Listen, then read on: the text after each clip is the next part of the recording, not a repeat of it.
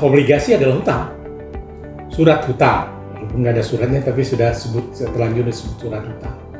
Jadi dalam setiap emisi obligasi, atau saya mulai dengan fiturnya dulu. Paling tidak obligasi itu ada 4 fitur utama yang mesti diketahui.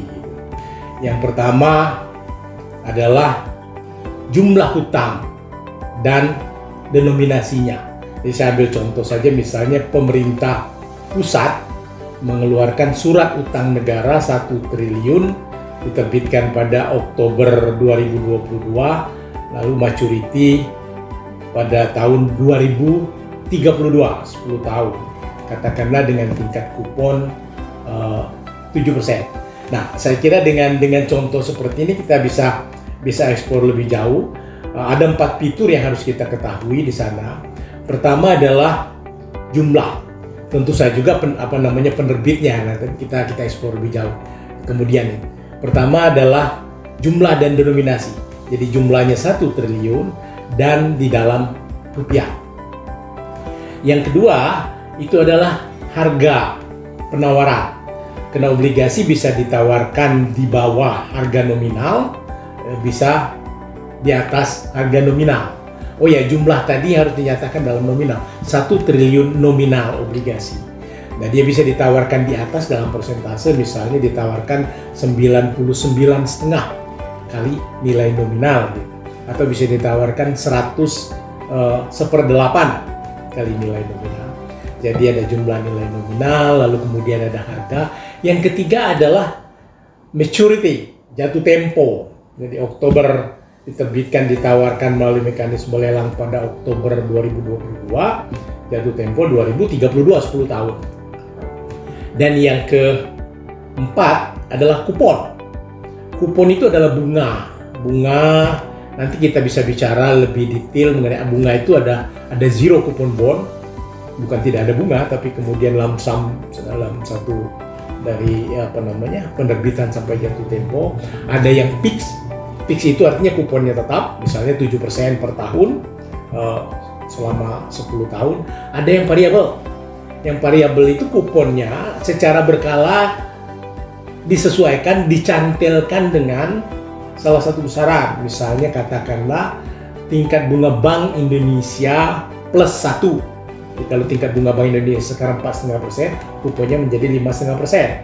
Kalau kemudian tingkat bunga Bank Indonesia naik 5%, dia menjadi 6%.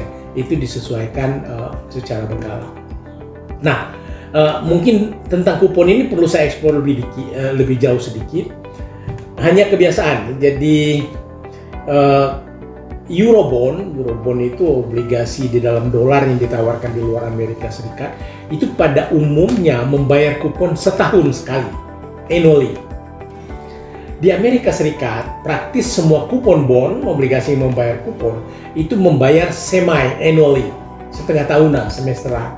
Jadi kalau katakanlah tingkat bunganya 4% per tahun, dia akan bayar 2% setiap 6 bulan. Nah, di Indonesia, kupon itu pada umumnya, saya nggak punya data konkret, tapi pada umumnya ada quarterly, tribulanan. Jadi kalau kuponnya katakan tadi contoh saya misalnya biar gampang dibagi ya, kuponnya 8%, dia bayar setiap triwulan. Triwulan mulai dari jadi katakanlah 1 Januari, 1 April, 1 Juli, 1 Oktober. Seperti itu membayarnya. Kalau kuponnya 8%, maka dia bayar 2%. Jadi itu 4 fitur utama dari setiap obligasi.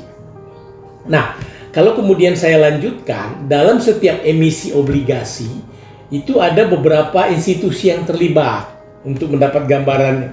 Yang pertama tentu saja issuer, emiten, orang yang berhutang. Siapa-siapa nanti kita geser sedikit ke belakang. Yang kedua adalah orang yang memberikan pinjaman, yaitu orang yang membeli obligasi. Nah, harus ada kontrak pinjam-meminjam yang di Inggris kita sebut sebagai trustee atau indenture, trust agreement. Di Indonesia kita sebut dalam undang-undang perjanjian perwali amanatan. Mutlak harus ada. Ketika obligasi diterbitkan, pemegang obligasi belum ada. Padahal harus ada perjanjian. Oleh sebab itu muncul yang namanya wali amanat. Wali amanatlah yang menandatangani perjanjian dengan kita ambil contoh yang lebih komplit ini obligasi korporasi aja ya, obligasi perusahaan. Ada perjanjian antar pemegang obligasi yang meminjamkan uang dengan perusahaan yang meminjam uang. Padahal pemegang obligasinya belum ada. Jadi trustee atas nama pemegang obligasi dia menandatangani perjanjian perwali amanatan. Jadi pemegang obligasi nggak bisa mengatakan, oh saya nggak pernah tanda tangan kok.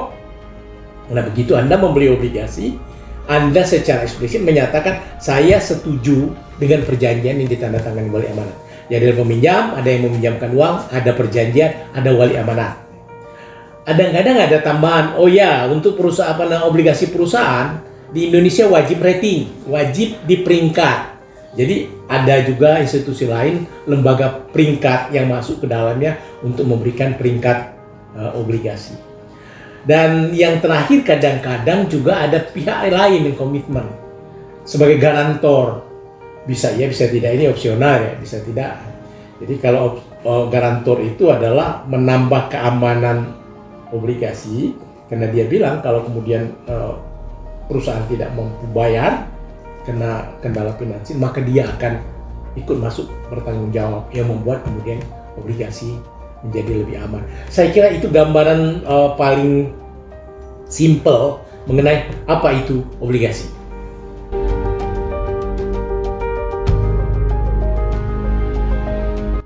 Ya, jadi kita mulai dengan siapa saja.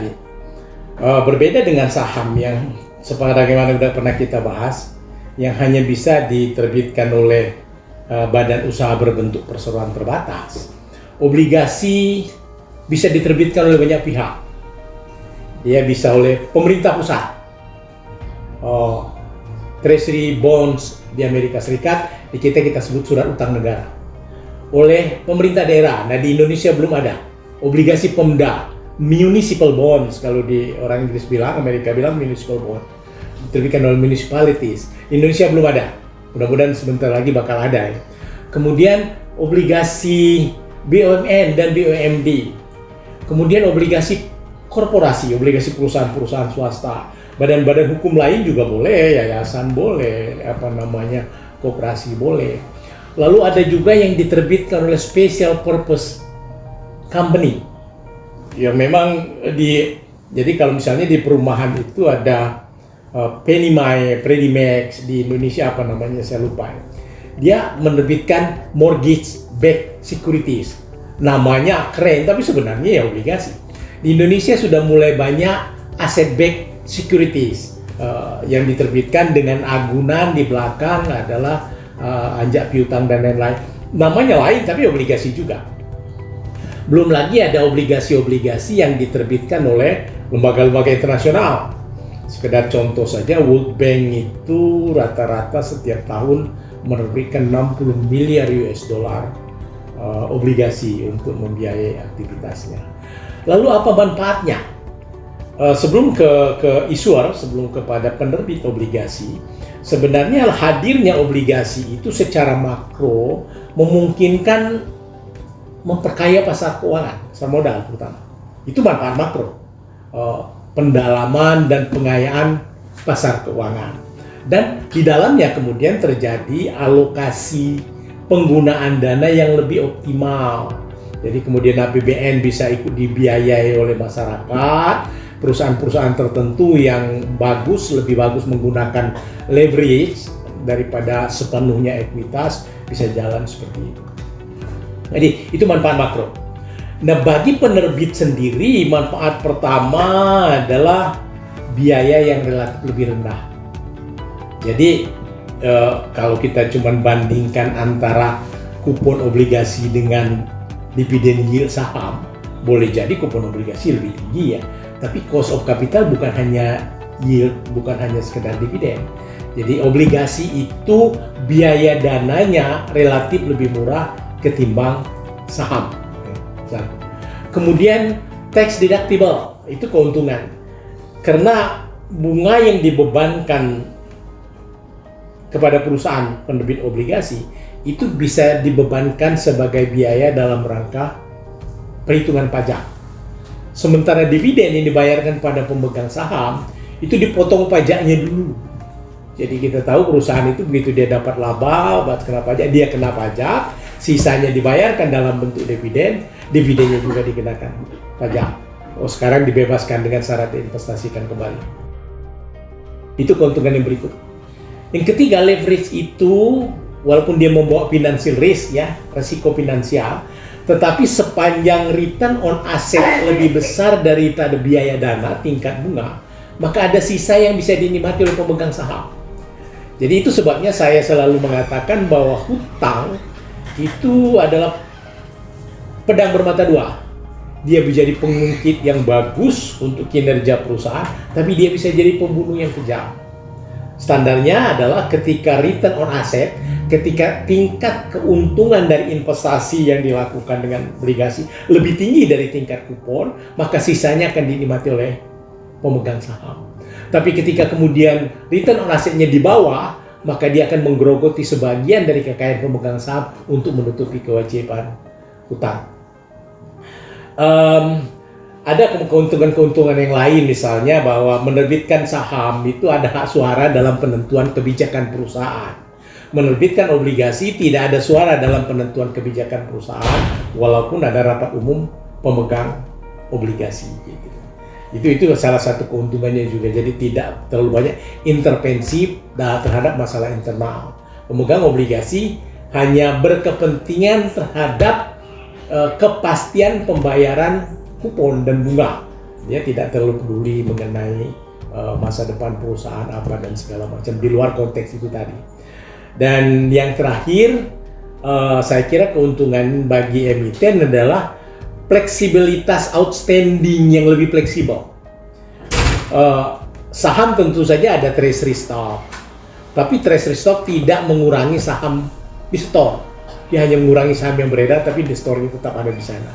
Sementara obligasi tentu saja bisa dibeli dari pasar sekunder, yang berarti mengurangi obligasi yang beredar. Jadi lebih fleksibel dalam penentuan besarnya hutang yang beredar. Itu kira-kira siapa penerbit obligasi dan manfaat-manfaat apa yang bisa diperoleh oleh penerbit. Ya. Mungkin harus saya lanjutkan sedikit karena kita bicara manfaat. Tentu saja perlu kita bicarakan juga mengenai konsekuensi. Jadi bagi emiten ada keuntungan-keuntungan yang saya sebutkan tadi, juga ada konsekuensi. Konsekuensi yang pertama adalah setiap penggunaan hutang itu membawa risiko finansial. Dalam bahasa yang paling simpel, kalau perusahaan tidak punya hutang, praktis tidak akan bangkrut. Tidak akan bangkrut artinya tidak ada yang akan menuntut bangkrut. Pemegang saham tentu saja bisa minta bubar, tapi bukan bangkrut, tidak ada bangkrut. Jadi ada financial risk. Nah, kemudian hal yang lain lagi adalah perjanjian perwali amanatan itu suka mengikat kebebasan.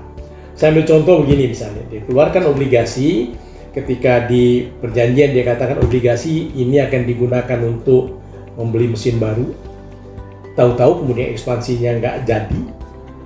Dalam perjanjian seringkali dikatakan perusahaan tidak boleh mengambil proyek yang resikonya lebih tinggi dari proyek yang ada sekarang. Perusahaan misalnya tidak boleh membagikan dividen dari return earning. Perusahaan tidak boleh membagikan dividen lebih besar dari 50%. Itu biasa muncul di dalam indenture, di trust agreement, di perjanjian perwali amanatan. Jadi penerbitan obligasi kadang-kadang penggunaan dananya dan kebijakan aksi korporasi juga dibatasi oleh perjanjian. Terakhir, seringkali di dalam praktek refinancing, artinya begitu obligasi jatuh tempo, pembayaran obligasi dilakukan melalui penerbitan obligasi baru. Obligasi baru diterbitkan untuk membayar obligasi yang jatuh tempo. Nah, kalau timingnya tidak pas, katakanlah pada saat tingkat bunga tinggi, maka refinancing itu sangat costly, sangat biayanya sangat tinggi dan juga sangat berbahaya dari kacamata risiko finansial yang dihadapi oleh perusahaan. Itu kira-kira basic yang perlu kita ketahui mengenai itu.